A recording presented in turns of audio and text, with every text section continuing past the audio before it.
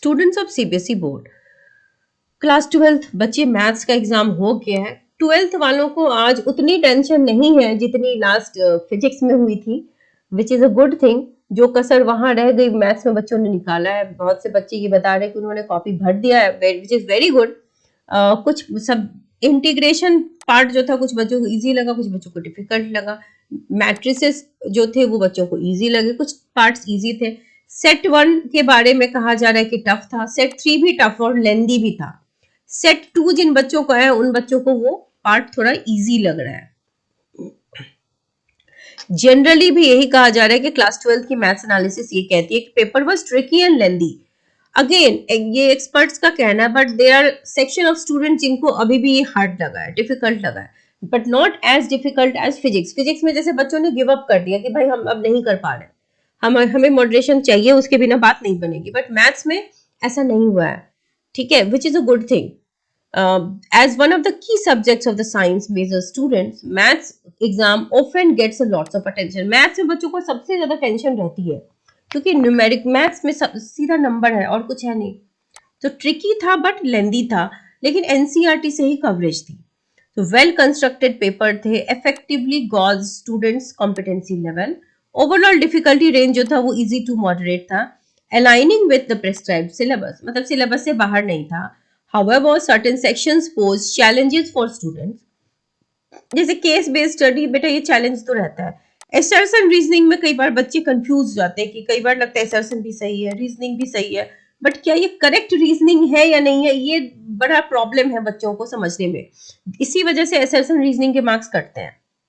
And some questions related to integration and 3D geometry, majority of the questions in the paper were within the grasp of students. But ठीक है, set 2 वाले जो है वो कह रहे paper easy था, बट सेट 1 और 3 वालों का अभी भी कहना है कि paper was not that easy, ठीक है। अच्छा, पहले हम इसके कुछ और चीजें देखते हैं। There are section of students, जो वीकर सेक्शन है उनके लिए पेपर वाज वेरी डिफिकल्ट, ठीक है। जो एवरेज स्टूडेंट है उनके लिए पेपर थोड़ा मॉडरेट गया है, और जो टॉपर सेक्शन है उनके लिए पेपर इजी गया है। तो ये इजी है, डिफिकल्ट है, that also depends on the section of students. जिन बच्चों ने प्रॉपर तैयारी की थी उनके लिए इजी था, जिन बच्चों ने एवरेज तैयारी की थी, लास्ट 3 मंथ्स की प्रिपरेशन थी, उनको मॉडरेट लगा। बट जो वीकर सेक्शन ऑफ स्टूडेंट्स है जिनके नंबर सबसे ज्यादा है उनको फिर भी डिफिकल्ट लगा है। तो अच्छा, अब आप ये चीज समझ लो कि एग्जाम होता है, आपका 80 मार्क्स का थ्योरी था जिसमें बेटा आपको 26 लाना होगा पास करने के लिए, ठीक है। 26 लाने के लिए अगर आपका 20-21 मार्क्स का सही है और आपने बाकी के क्वेश्चन में अटेम्प्ट लिए तो टीचर आपको डेफिनेटली गारंटीड है कि पास कर देंगे। लिख के आओगे तो पास जरूर होगे, नहीं लिख के आओगे फिर किसी की गारंटी नहीं है, फिर तो कोई मिरेकल ही आपको बचा सकता है, ठीक है। तो इन दैट केस 20-21 मार्क्स अगर आपने लिख दिया है तो आपकी पासिंग में कोई प्रॉब्लम नहीं है।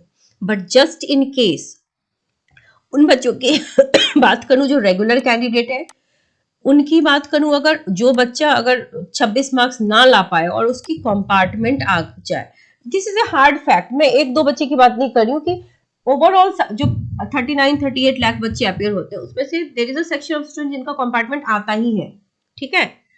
मैक्सिमम बच्चे बच जाते हैं, लेकिन कुछ बच्चों का फिर भी आता है, नॉट अ प्रॉब्लम। क्योंकि जैसे ही आपका रिजल्ट आएगा ना, अभी कॉपी चेकिंग चल रही है, 1 महीने बाद रिजल्ट आएगा, और जब रिजल्ट आएगा तो क्या होगा कि कॉपी चेकिंग जो होगी उसके बेसिस पर लास्ट में वो ग्रेस मार्क्स भी देंगे, मॉडरेशन भी लगाएंगे, फिर भी जो बच्चे रह गए उनको कंपार्टमेंट आएगी।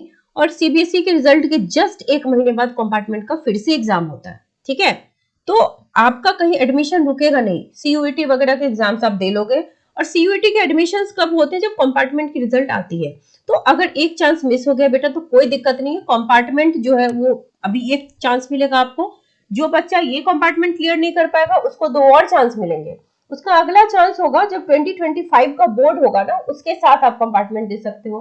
अगर आप उस चांस में भी क्लियर नहीं कर पाए तो 2025 का जो कंपार्टमेंट का एग्जाम होगा उसमें आप 3rd टाइम अपियर हो सकते हो। तो सीबीएसई आपको एम्पल चांसेस भी देती है। तो अगर किसी कंपार्टमेंट आ ही गई तो कोई बात नहीं। बात करें प्राइवेट कैंडिडेट्स की जो इस बार अपियर हुए हैं, जिनका ये 2nd कंपार्टमेंट है, ठीक है।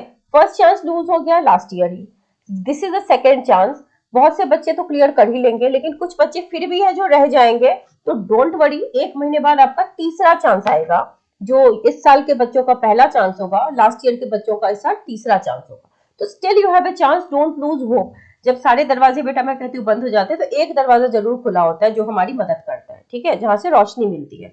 तो जिनका एग्जाम अच्छा हो गया वेल एंड गुड, जिनका एग्जाम अच्छा नहीं गया है वो भी अगले एग्जाम पे फोकस करो, ठीक है, क्योंकि जिन बच्चों की फिजिकल एजुकेशन वगैरह होगी उनका एग्जाम होने ही वाला होगा। तो जो हो गया वो हो गया। आपकी गट फीलिंग अगर कह रही है कि आपका एग्जाम बहुत खराब गया, तो सारे पेपर्स होने के बाद आप प्रिपरेशन शुरू कर दो। वैसे भी आपको सीयूटी वगैरह के एग्जाम तो देने ही है, तो पढ़ाई तो करनी ही है। तो पढ़ाई कर, या जेई वगैरह जो भी दोगे आप, तो इस कहीं पे भी एडमिशन में कोई दिक्कत नहीं आती है, ठीक है। तो किसी को टेंशन लेने की नीड नहीं है। अब आपके कुछ सवाल। Social science paper MCQ and yes, social science में भी कुछ क्वेश्चंस डिफिकल्ट थे बेटा। एग्जाम पेपर सेट होने के बाद एक कमेटी होनी चाहिए जो चेक करे कि पेपर कैसा है। बेटा एग्जाम ऐसा तो नहीं होता, बट ऐसा लगभग ऐसा ही होता है कि क्या है ना कि आपका क्वेश्चन पेपर आया, आपने एग्जाम दिया, हर सेंटर को उसी समय फीडबैक देना होता है कि क्वेश्चन पेपर कैसा लगा बच्चों को। आपके फीडबैक के हिसाब से सेंटर से फीडबैक जाता है बोर्ड को। अगर आप बताते हो कि paper was difficult, students were facing difficulty, फिर वो कमेटी बिठा करके डिस्कस करते हैं, ठीक है। मैम सब में पास हूँ, क्या कुछ मार्क्स बढ़ेंगे? बेटा मार्क्स तो बढ़ेंगे, पास होने का ये मतलब थोड़ी कि अब आपको मार्क्स देना सीबीएसई बंद करेगी। दे विल ट्राई कि आपको मैक्सिमम मार्क्स तक रीच करवाए। सीबीएसई की भी कंपटीशन सीआईएसई बोर्ड से ही है। तो ऐसा है कि सीआईएसई तो चलो फार आगे है मार्क्स देने में, उनकी पासिंग परसेंटेज बहुत अप होता है, बट सीबीएसई के लास्ट ईयर बहुत ही खराब रिजल्ट हो गई। तो सीबीएसई अपने उस इमेज को अपलिफ्ट करने के लिए इस बार और अच्छे से कॉपी चेकिंग कर रही है। फिजिक्स में 10 मार्क्स आ रहे हैं, केमिस्ट्री भी अच्छा नहीं है, कोई बात नहीं बेटा। ये आपको लग रहा है ना 10 मार्क्स होगा, अपनी मार्कशीट आप खुद मत बनाइए, लेट द टीचर डिसाइड, है ना। हो सकता है आपको 10 लग रहा हो and you have taken attempts, तो टीचर आपको मार्क्स देगा। अटेम्प्ट नहीं भी लिया है तो मॉडरेशन प्लस ग्रेस अगर आपको मिल जाए तो आप पास हो जाओगे, isn't it? So let the teacher decide. Physics में 15 मार्क्स आ रहा और सेट 2 था जिसमें एक क्वेश्चन आउट ऑफ सिलेबस था। बेटा इसीलिए फिजिक्स में ज्यादातर चांसेस हैं कि मॉडरेशन पॉलिसी लगेगी, है ना। तो मॉडरेशन पॉलिसी लगनी तो चाहिए और लगेगी भी। 15 मार्क्स का बने तो अगेन सेम थिंग, आप रहने दो, कोई परेशानी की बात नहीं है। इस बच्चे ने 13 पेजेस फिल किए हैं। बेटा अगर आपने इतने क्वेश्चंस बना लिए तो आप डेफिनेटली पास हो जाओगे।